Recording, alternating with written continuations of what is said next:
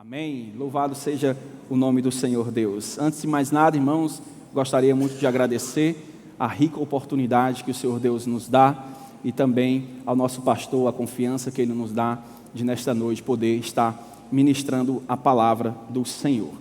Antes de eu começar a falar aquilo que Deus colocou no meu coração para esta noite, eu gostaria de compartilhar uma grande bênção com os meus irmãos. Na quinta-feira passada, nós que compomos o Instituto Bíblico Bela Vista, o pastor é o nosso presidente, eu sou o coordenador do Instituto Bíblico, que é a área responsável pelo ensino teológico da nossa igreja. Nós iniciamos um curso de formação de pregadores. E foi uma grande bênção da parte de Deus, pessoalmente falando para mim, porque a nossa divulgação foi simples e singela, mas como vocês podem ver no telão, o nosso auditório estava simplesmente lotado de pessoas que querem pregar a palavra de Deus. Irmão, isso para um professor de teologia, meu coração ficou quentinho. Tu não imagina a alegria com que eu cheguei lá em minha casa neste dia. E a gente passou do horário, pastor, mais de meia hora, e o pessoal querendo mais. E isso foi uma bênção de Deus. Isso só nos lembra que quem cuida da sua obra sempre é o Senhor. Às vezes nós estamos aqui, sentimos falta de obreiros, de pessoas para a obra do Senhor. Nosso pastor tem dificuldade em encontrar novos dirigentes, novos pastores, e a gente fica preocupado, mas Deus sempre nos lembra, Ele é quem manda os ceifeiros para a sua seara.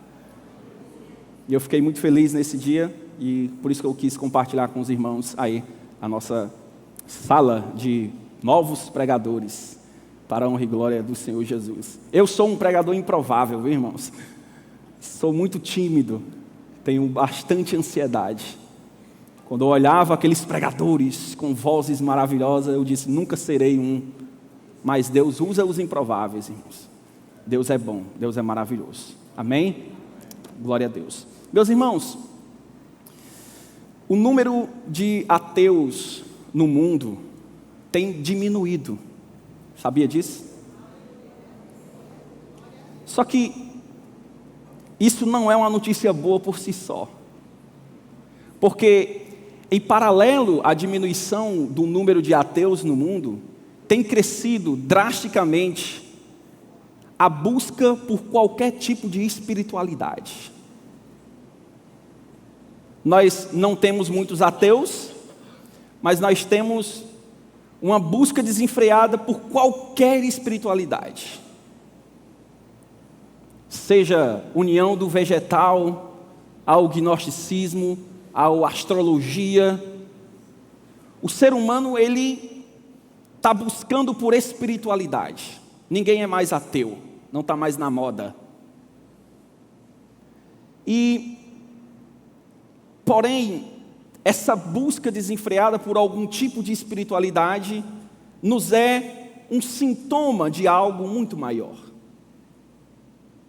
Note que a expectativa da maioria dos filósofos era que no futuro o conhecimento científico colocasse de joelho a fé, a espiritualidade, a metafísica, e só seria verdade aquilo que é possível experimentar, testar.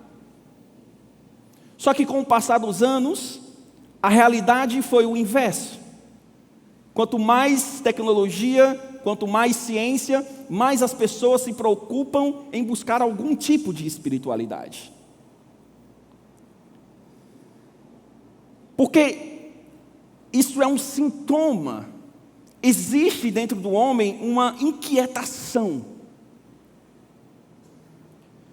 Uma inquietação que torna o ser humano incompleto. Deveria ser o contrário. As muitas tecnologias que nós temos deveriam nos fazer completos, porque nós temos acesso a tudo. A informação, a entretenimento. Com a tecnologia, nós conseguimos muitos avanços. Eu lembro na região onde minha família nasceu, chegou a energia muito tempo depois. Eu me lembro de a gente ir dormir na casa dos meus tios lá, à luz de lamparina. Você se acordava com o nariz todo preto, você estava da mão aqui, só respirando fumaça a noite todinha, querosene. 6 horas da noite, acabou-se, não tinha mais nada, só o breu. E eu lembro que o meu tio falando que a energia trouxe para ele muito conforto, porque não é só sobre televisão, sobre entretenimento. Eles tinham condição de ter um motor para puxar água e não precisava carregar água não sei quantos quilômetros. A tecnologia trouxe para a gente muito conforto, muita comodidade. A tecnologia trouxe para nós muito entretenimento.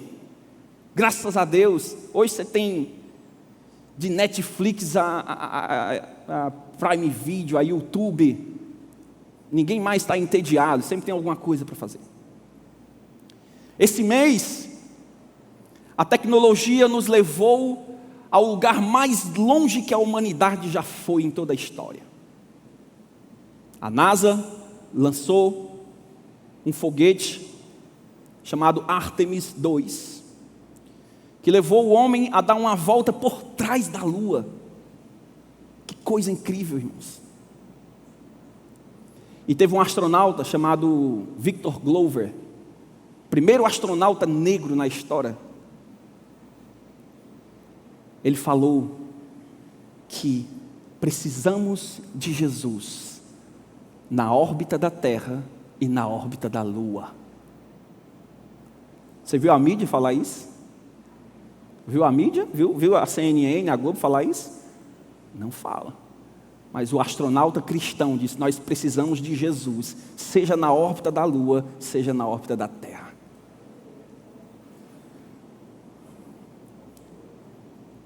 Romanos 1 diz que Deus colocou no coração do homem a sua lei. Deus colocou no coração do homem a verdade. Todo homem, no final das contas, sabe que está agindo contra o bem quando ele comete pecado. A lei de Deus está no coração da humanidade. Só que a humanidade, presa em seus pecados, preferem abafar e esconder essa verdade, assim como a mídia fez com a frase do Victor Glover. A verdade, ela é incômoda.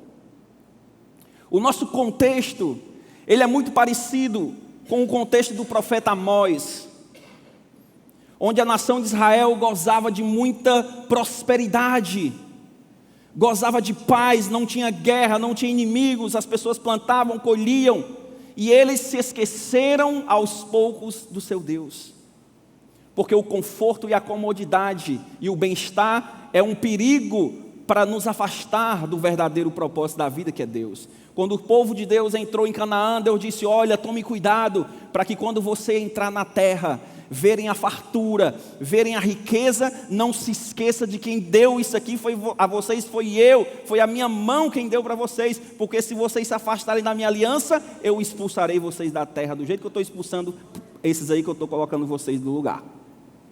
E o contexto nosso é muito parecido com o de Amós, e tem um versículo de Amós que me fazem tremer. Amós 8:1, não é o texto que a gente vai ministrar ainda, mas eu quero que vocês, se não quiser abrir, por favor coloque no telão, Amós 8:11.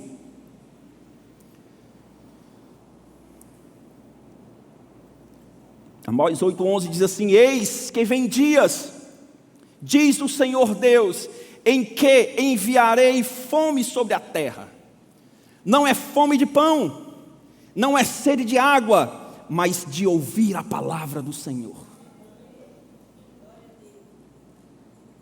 Nem toda fome, nem toda sede é do corpo. Toda essa inquietação que o ser humano sente, esse vazio, esse sentimento de inadequação que o ser humano tem, essa sensação de solidão, de abandono, é na verdade uma fome da alma. O grande problema da humanidade é aonde nós estamos buscando satisfação para uma necessidade tão urgente e tão importante. O ser humano está inquieto. Nós às vezes ficamos inquietos. Santo Agostinho dizia: criaste-nos para ti mesmo, ó Deus, e nossa alma não encontrará descanso a não ser em ti. Toda essa inquietação do mundo é uma tentativa de preencher um vazio com algo que é impossível de conseguir fazer isso. Mas nós temos resposta para esse dilema hoje. Abra sua Bíblia comigo, Salmo 63. Esse é um dos salmos favoritos que eu tenho. Eu gosto muito desse salmo.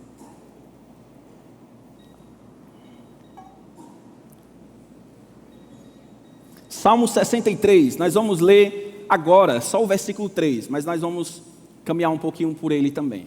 Meu irmão, meus amados e queridos irmãos, olha que texto profundo. O teu amor, ó Deus, é melhor do que a vida.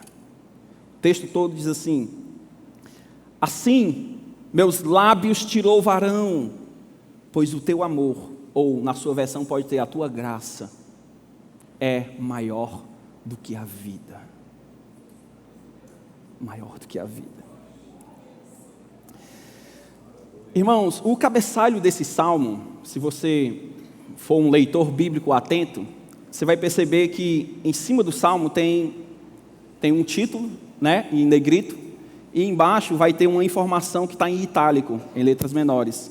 Isso aí é o que nós chamamos de superescrição dos salmos. Ele é colocado pelos copistas judeus quando fizeram a organização dos salmos. Essa informação traz alguma coisa para a gente entender em que contexto esse salmo foi escrito. E o que é que tem aí na tua Bíblia? Na minha tem assim: Salmo de Davi, quando estava no deserto de Judá. Quando Davi escreve esse salmo, ele já era rei. Ele estava peregrinando por um deserto árido, sem vida, quente, seco, fugindo do seu filho Absalão. Absalão promoveu um golpe de estado para assassinar o seu pai e tomar o trono. Davi, já um pouco velho e com receio de lutar contra o seu próprio filho e derrotá-lo, ele foge para o deserto de Judá. E quando ele está nesse deserto, ele compõe esse salmo. Mas não é a falta de água que incomoda Davi. Não é a paisagem seca e árida. Não é a falta de comida que Davi fica incomodado. O que incomoda de Davi, ele sente falta da presença de Deus. Ele está em meio a um deserto, em meio a grandes dificuldades, mas o que lhe dá saudade e o que ele sente falta é a presença de Deus. Ele começa o seu salmo dizendo: ó Deus, versículo de número 1, vê comigo: ó Deus, tu és o meu Deus. Mesmo com todos os defeitos do mundo, Davi foi um homem segundo o coração de Deus, que cometeu algumas coisas muito erradas. Mesmo com todos os defeitos do mundo, mas Davi tinha uma grande qualidade: ele conhecia Deus. Ele experimentou Deus desde sua juventude, desde sua tenra idade. Davi tinha intimidade de perto com Deus. Aí você pode perguntar: mas se ele tinha tanta intimidade, por que é que ele pecou? Porque ele não era Cristo. ele não era Jesus. Abraão era um homem de fé, mas duvidou. Davi era um homem segundo o coração de Deus, adulterou e cometeu assassinato. Nenhum homem é Cristo. Só o nosso Senhor Jesus é perfeito. Ele traz Deus para a sua pessoalidade. Existe uma relação próxima e íntima. Ó Deus, meu Deus. Davi sabe com quem está falando. Ele está se dirigindo ao seu Deus. Não é o Deus de Israel. Não é o Deus criador agora. É o meu Deus. Ele diz: eu te busco ansiosamente. A minha alma tem sede de ti. O meu ser anseia por ti como uma terra seca e exaurida onde não há água. Davi não está brincando de religião. Ele não tem curiosidade para saber mais sobre Deus. Davi tem uma necessidade. Para o grande rei de Israel, que conhece Deus em sua intimidade, desde quando ele era um jovem, a presença de Deus não é para suprir uma curiosidade. A presença de Deus para Davi não é uma conveniência. A presença de Deus para Davi não é algo que ele preenche com ela porque ele não tem nada para fazer. Para Davi, a presença dele é uma necessidade.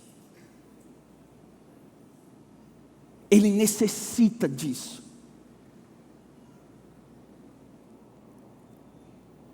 Em meio a uma tribulação, em meio a um deserto, ele não tem a água, a comida como solução. Ele poderia dizer: eu anseio por água, meu Deus, eu anseio por comida. Ele não tem a sede como uma solução, ele não tem a comida como uma solução, ele não tem a água como solução. A solução para ele é: tenho sede de ti.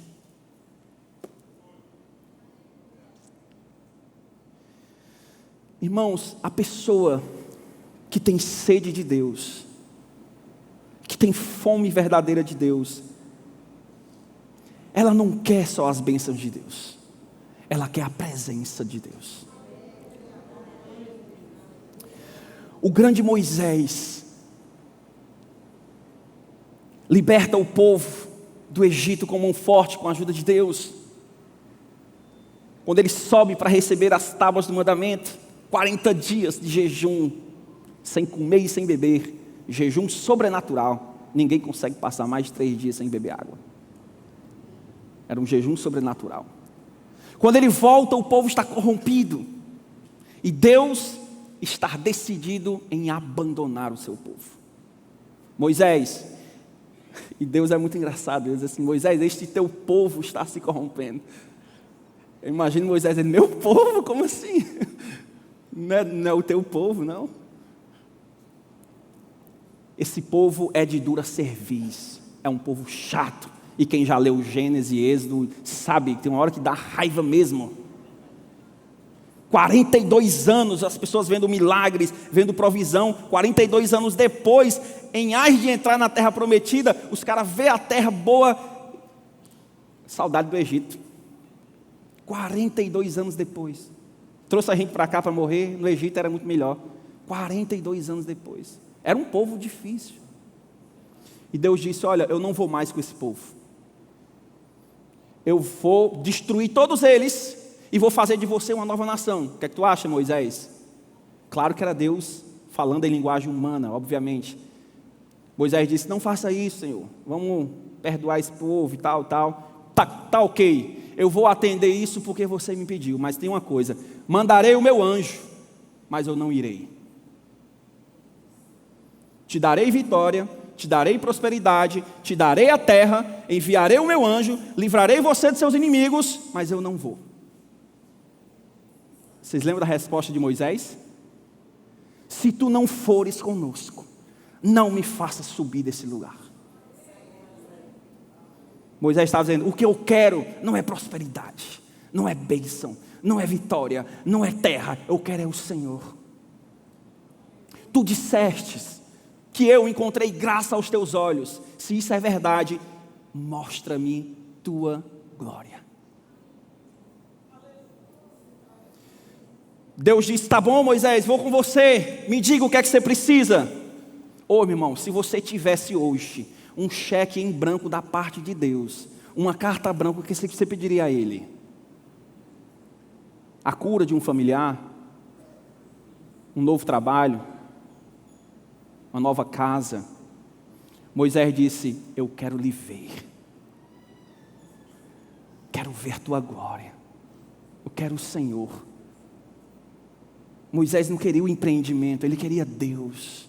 Alguém que tem sede de Deus é alguém que almeja por Ele muito mais do que suas bênçãos. Ele está no meio da tribulação, no meio da desgraça, mas a solução para ele não é a solução do problema, a solução para ele é a presença de Deus. Versículo 2, essa sede que ele tem leva ele a uma atitude. Assim eu te contemplo no santuário, para poder ver o poder e a tua glória. Mesmo no deserto, o coração de Davi estava no santuário, onde ele poderia ter a presença de Deus. Ele volta sua mente, sua atenção para aquilo que lhe dá segurança. Todos nós, quando estamos no meio de uma grande dificuldade, a nossa mente sempre se volta para aquilo que nos dá mais segurança. Quando eu era muito jovem, eu saí da minha casa muito cedo. 17 anos já estava morando no meio do mundo. E quando eu consegui um trabalho, e com inteligência eu percebia que em algum momento eu ia perder esse trabalho, eu só lembrava da casa da minha mãe, porque me trazia segurança. Sempre quando nós estamos na miséria, na desgraça, na dificuldade, o que nos traz alento, vem à nossa mente. Aquilo que traz mais segurança é o que vem à nossa mente. No meio da dificuldade, a nossa mente se ocupa com o que nos dá segurança. O que é que dava segurança ao rei Davi? Assim eu te contemplo no santuário, onde eu posso ver o teu poder e a tua glória. Davi se lembrava da casa de Deus. A presença de Deus e o poder de Deus era o que trazia segurança para a vida de Davi, mesmo no meio do deserto. A presença de Deus está conosco o tempo todo, certo? Após Jesus Cristo, nós não precisamos mais do templo de Jerusalém, nós não precisamos mais do tabernáculo, mas existem momentos onde a presença de Deus é manifesta de forma mais forte e intencional. Onde você chegar, a presença de Deus está lá, porque você é a presença de Deus lá, certo? Nós somos o templo do Espírito Santo. Jesus Cristo disse que a adoração não tem mais lugar, mas existe um momento onde a presença de Deus se manifesta de forma intencional e poderosa, e esse momento é em dois. Primeiro, quando você está em seu devocional em casa. A presença de Deus está contigo o tempo todo, no ônibus, no trânsito, mas não é a mesma coisa de quando você está com a palavra de Deus na mão, lendo, cantando um hino, é outra presença. E o segundo lugar onde a presença de Deus se manifesta de forma poderosa é aqui, quando nós estamos juntos, reunidos para adorar o nome do Senhor. Existe uma graça e um poder e uma presença de Deus que está sobre esse lugar, que não está em outro lugar. Nem quem está assistindo vai receber a mesma coisa que você que está aqui hoje. Deus ele não se manifesta por fibra ótica, Deus ele se manifesta em presença e em comunhão. Davi sentia falta disso. Irmãos, dadas as devidas comparações, eu sei que é uma comparação quase esdrúxula que eu vou fazer aqui agora, mas quando eu fiz a minha viagem de férias para a Europa, o que mais me deu saudade foi dos nossos cultos, porque o resto tudo tem melhor lá, né? Infraestrutura, limpeza, turismo, mas meu irmão, não tem igreja, não tem presença de Deus. Davi estava no deserto, E ele se lembrava da casa do Senhor. Lá eu também me lembrava. Que saudade dava da presença do Senhor. Aqui temos adoração, temos comunhão e temos ensino. Em um único lugar. Por que o culto ele é tão importante? Porque aqui nós temos adoração comunitária. Nós temos a comunhão entre os irmãos. E nós temos o ensino da palavra. É tudo que nós precisamos para uma vida com Cristo, com Deus. Não dá para ser crente sozinho. É impossível. Mais de 35 mandamentos do Novo Testamento, você só consegue obedecer se for em comunidade. Suportai uns aos outros, ensinando uns aos outros, admoestando uns aos outros, confessando o pecado uns aos outros. Como é que você vai fazer isso sozinho? A vida de comunhão, a casa de Deus é o único lugar. Quem tem sede de Deus, valoriza, sobretudo, estar em sua presença. Estar no culto onde Deus está, para quem tem sede de Deus, não é obrigação, é oportunidade.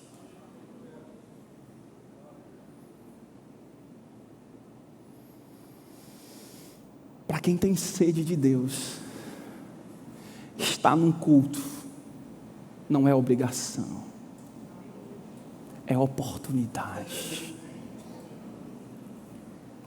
Não existe peso em estar aqui. Para quem tem um coração sedento por Deus. A alma farta pisa os favos de mel, mas para o sedento todo amargo é doce. Provérbios. Por que ele tem tanta sede da presença de Deus em vez da solução? Por que Davi não pede por água, por alimento e por liberdade? Por que a vontade, a sua mente se volta para o santuário de Deus? Por que nada vai resolver o problema de Davi a não ser Deus? Por quê? Porque Davi, irmãos, descobriu algo que muitos nunca conseguirão descobrir. Versículo de número 3. Os meus lábios, Senhor, te louvarão, pois o teu amor, ou a tua graça, é maior e melhor do que a vida.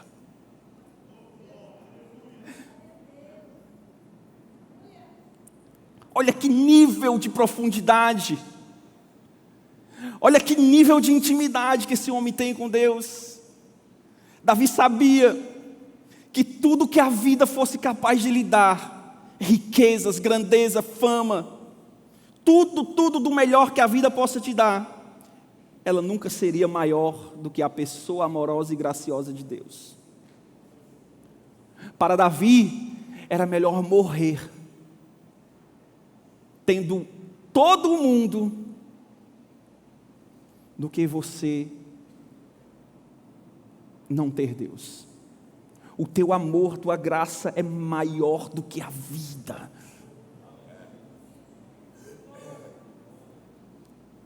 Para ele preferia morrer. Paulo disse isso também. O que esses homens encontraram? O que Davi tinha? O que ele encontrou desse Deus? Que ele não queria outra coisa a não ser essa presença. Versículo de número 3 e sim, até o 5 diz assim. Aliás, versículo de número 4. Assim, Deus, te bendirei enquanto eu viver, e em teu nome levantarei as minhas mãos em sinal de rendição. A minha alma se farta como numa mesa de carnes, e a minha boca te louvará com alegria nos lábios. Eu não sei qual é a versão que tem por vocês aí. Aqui tem ricos banquetes, né? Existem umas versões mais antigas que diz tutanos, gorduras e tutanos, né?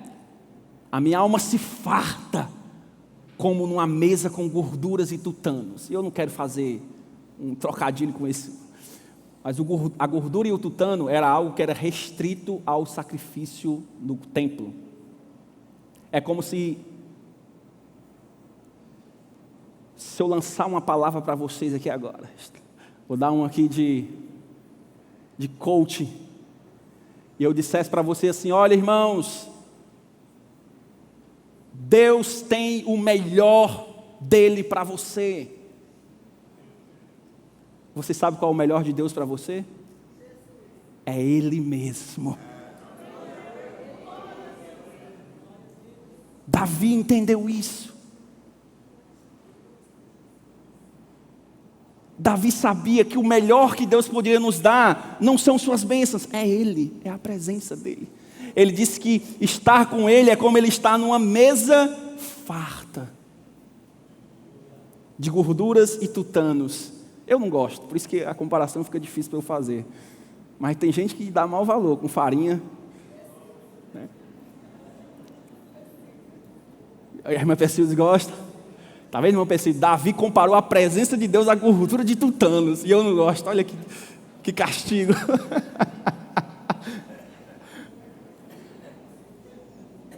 Agora, se fosse uma coxinha, um pastel, aí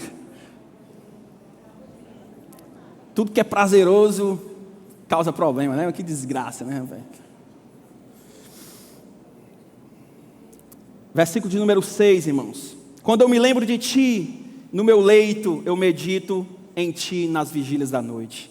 Não é apenas no culto que nós cultivamos a presença de Deus. Quando nós temos sede de Deus, Ele ocupa a nossa mente o dia todo, irmãos.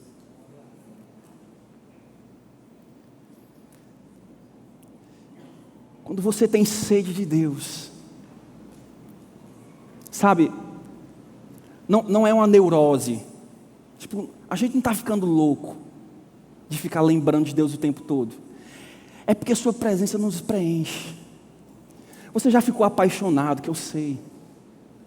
Quando você está apaixonado, você lembra da pessoa o tempo todo. Quando você quer comprar um carro diferente, você enxerga esse carro em todo lugar. Sempre esteve lá. Vou comprar um Onix. Você sai daqui, vou comprar um Onix. Meu irmão, você vai ver Onix em todo lugar. Você vai dizer, rapaz, era essa onda de Onix mesmo que existia no mundo? Era. Quem tem sede de Deus, Davi disse, quando eu me lembro de ti no meu leito, medito em ti nas vigílias da noite. É uma mente ocupada com Deus o tempo todo, você está sempre lembrando dele. E não é que você está ficando doido. Porque o mundo gosta de falar isso, você ficar lembrando de Deus o tempo todo, você acorda de doido. Não, não é. É paixão, é amor, é presença, é preenchimento. Você lembra dele o tempo todo. É uma sensação impagável, irmãos. Onde nós falhamos, irmãos? Onde foi que a gente perdeu isso? Versículos 7 e 8.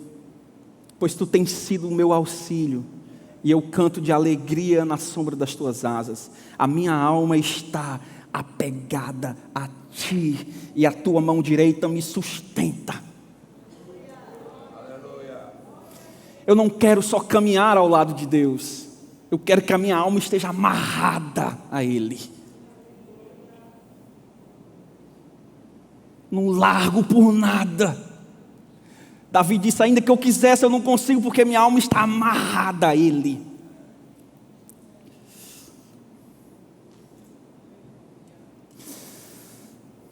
O termo amor que tem no versículo 3, é um termo hebraico chamado Hesed, que significa graça. É um amor que Deus age para conosco, por completo imerecimento nosso. É Deus agindo em nosso favor, apesar de nós. Isso é Hesed. A graça de Deus, que é maior do que a vida, se manifestou em uma pessoa: Jesus Cristo. O homem está inquieto, com sede, com fome de sentido de vida. Mas o pecado sufoca o coração do homem, a verdade, e o separa da verdadeira fonte de vida. Na faculdade, muitas das vezes você pode até falar sobre Deus. Sobre Deus todo mundo fala, mas falar sobre Jesus, parece que tem um espinho assim. Jesus é um escândalo. Eu não consigo parar de pensar no astronauta falando a frase e a CNN cortando a parte que ele fala de Jesus. Falar de Jesus é terrível. Mas Jesus Cristo disse, João 7,37, se alguém tem sede, venha a mim e beba. Ele disse em João 6,35, eu sou o pão da vida. Quem tiver fome, venha a mim e coma. Jesus é essa fonte que Davi buscava. E Ele está presente entre nós, irmãos. A barreira que Davi tinha que pular para gozar da presença de Deus, ela não existe mais. Davi, com todo o defeito, com toda a dificuldade, com o véu do templo, com a arca da aliança, com sacrifício, mesmo assim ele tinha a presença de Deus como algo precioso na vida dele. Nós não temos mais isso. Nós podemos gozar de uma presença santa de Cristo a qualquer momento. Aonde foi que nós falhamos, irmãos? Aonde que a nossa fome desapareceu, a nossa fome por Deus? Eu sei que você tem, nós estamos aqui por isso, mas devíamos ter mais.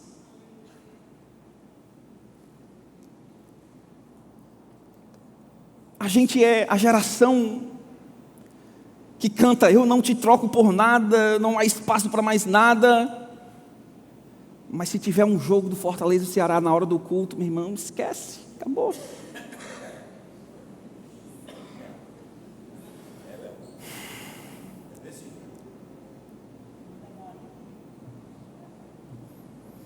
Tu és para mim um verdadeiro amigo, eu me encontro em ti, eu me faço em ti. Qual é o horário que tu quer marcar o teu aniversário? Vamos marcar para domingos, 18 horas. Em que momento da nossa história nós nos esquecemos que o amor e a graça de Deus é maior do que a vida? O que aconteceu com os crentes da nossa geração? Que o amor de Deus é menor do que um jogo de futebol. Que o amor de Deus ele é menor do que qualquer coisa. Eu estou dizendo que você não é crente porque às vezes você falta os cultos domingo aqui, não é isso que eu quero falar, não tenho autoridade para isso, estou diante do meu pastor aqui. O que eu quero só dizer é que isso é um sintoma ruim.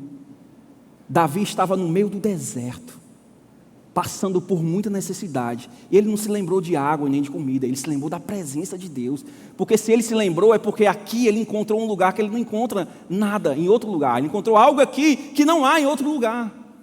Ele dizia, mais vale um dia na tua casa do que lá fora 1000. Quando que a nossa sede e nossa fome por Ele ficou tão pobre? William Law, um dos grandes escritores e pastores, crentes da nossa igreja, da nossa geração, da nossa história, ele disse, olha o que é que esse homem diz. Se você não sente um desejo intenso de ver a manifestação da glória de Deus, não é porque você já bebeu profundamente e se saciou dele. É porque você passa muito tempo mordiscando o que há na mesa do mundo. A sua alma está empanturrada de coisas pequenas e não há lugar para coisas grandiosas. O grande dilema da nossa vida é trocar coisas boas pelo melhor. Quem quer o melhor de Deus aí? Recebe essa palavra? Quem quer o melhor de Deus? O melhor de Deus para você é Ele, é sua presença, é conhecê-lo, é internalizar seus atributos no seu coração. É isso que te trará força, vida, energia espiritual no dia da batalha, no dia da luta, no dia do desespero. Você se lembrará de quem Ele é, e isso preencherá a sua vida. Não é o que a gente busca lá fora. Pastor Ricardo falou do nosso retiro, né? Uma das coisas mais maravilhosas do retiro foi a comida. Pastor Ricardo não deixava a gente ter fome. Se alguém quisesse colocar uma cantina, coitado, ia falir. Levei 2 sacolas com bolacha recheada, com coisa, voltei todinho, porque não tinha fome. E eu amo macarrão com molho branco. Eu amo. E eu não sabia que ia ter uma noite, irmãos. E eu comi um pacote de waffle. Quando chegou na hora do jantar, cadê a fome? Diante da comida que eu mais gostava naquela noite, não tinha mais fome. Porque o meu bucho estava cheio de porcaria. Uma vez eu perguntei para um homem de Deus, como eu faço para ter mais fome de Deus? Ele olhou para mim e disse, pare de comer em outro lugar.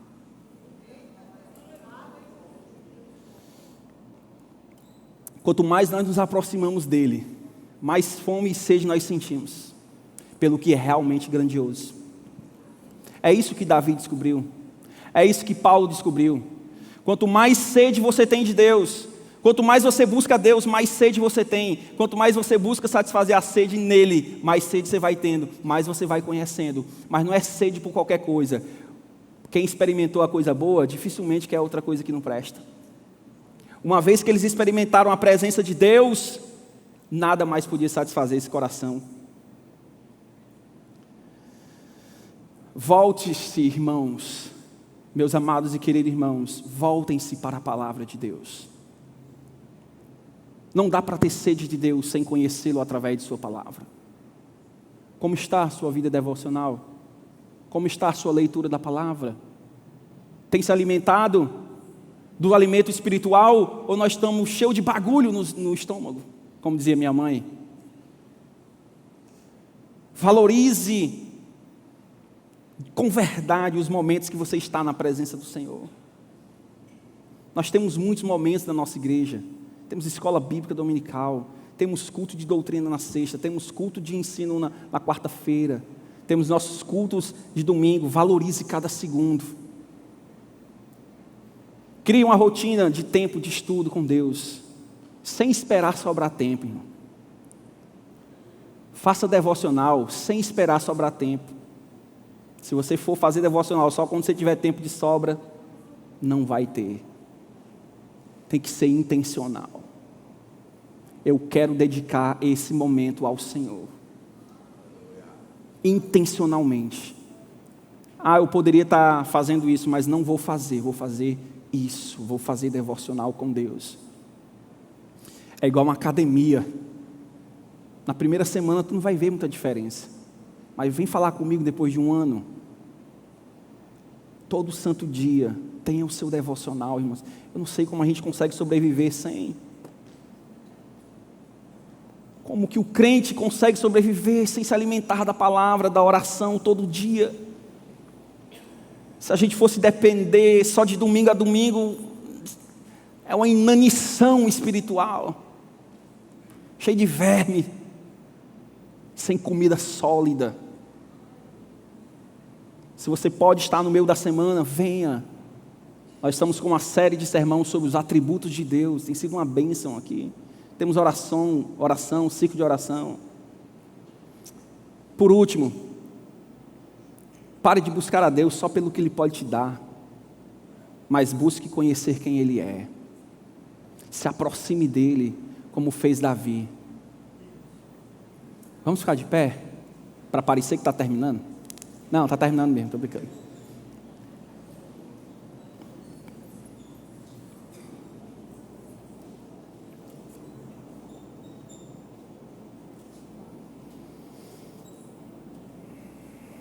Durante muito tempo, irmãos, durante várias fases da nossa vida, essa nossa fome por Deus, ela vai desaparecendo. E às vezes isso acontece devagar, sem você perceber. Quando você cuida que não, você já está num comodismo espiritual muito grande. Você está vindo para cá de domingo a domingo, nada muda, nada acontece, é só mais uma reunião social do que realmente um lugar de entrega. E Deus te convida a uma relação de mais intimidade com Ele. Sabe, às vezes essa inquietação que o mundo tem, isso respinga em nós, querendo sentido, querendo pertencimento, querendo sentindo solidão, se sentindo cansado. Tem gente que passa por tanta tribulação que não tem mais força. Se desse esse microfone para cada um de vocês, eu sei que a vida de vocês não é fácil. Eu sei que vocês enfrentam dificuldades, tribulações, coisas que te convidam a desistir. E por que você está aqui? É a mão graciosa de Deus que te trouxe. E Ele quer mais intimidade com você. Eu gostaria de fazer uma oração ousada aqui. Só para quem quer, assim, receber e cultivar uma sede de Deus assim, incomodante.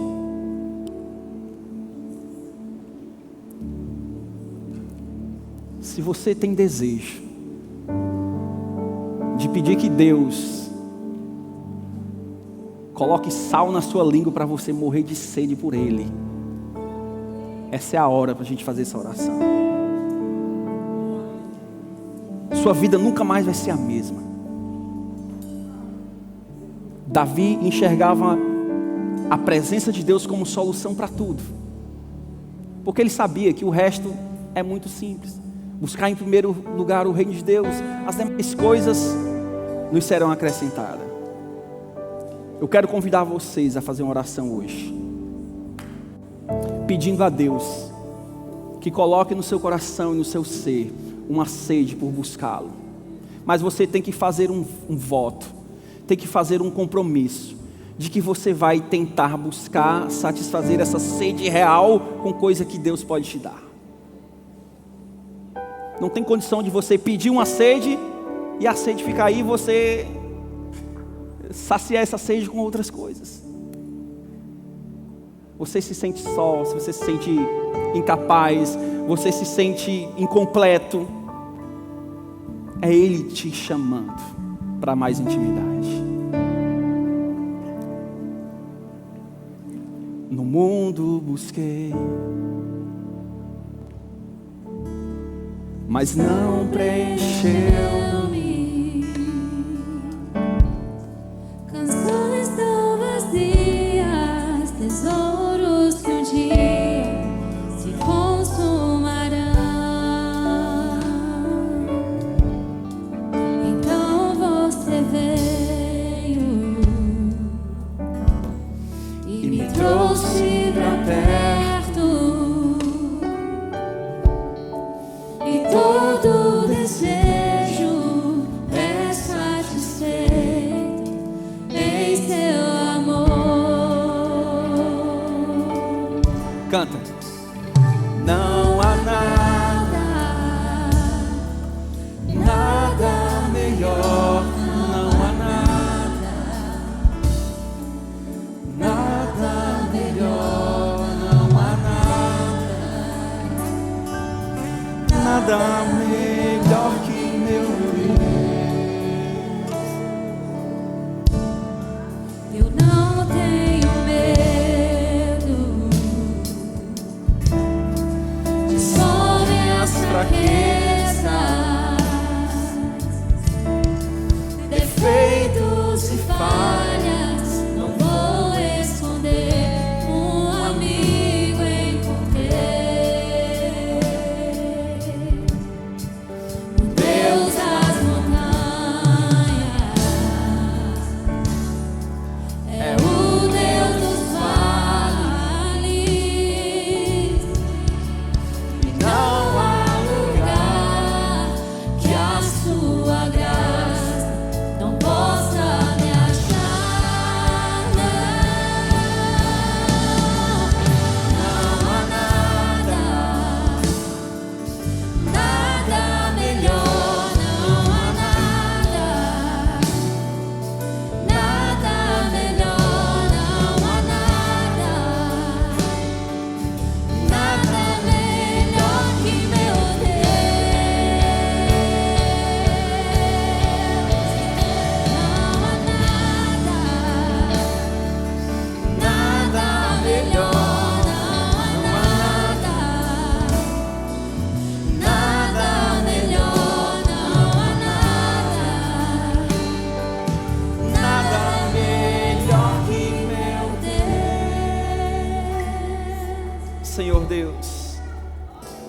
Nós queremos declarar, ó Deus, com o coração aberto e sincero: Jesus, retira do nosso meio, da minha vida, dos nossos corações, aquilo que compete com a Tua presença.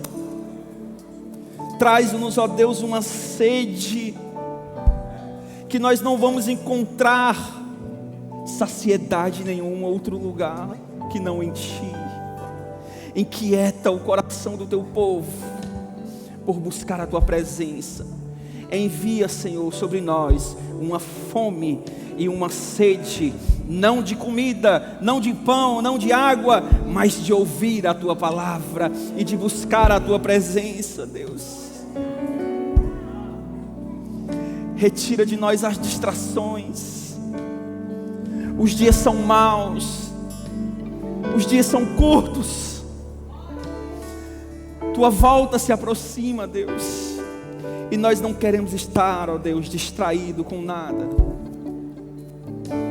Fortalece o nosso coração em Ti e nos ajuda a, com sinceridade de coração, declarar: não há nada, cante de verdade, nada melhor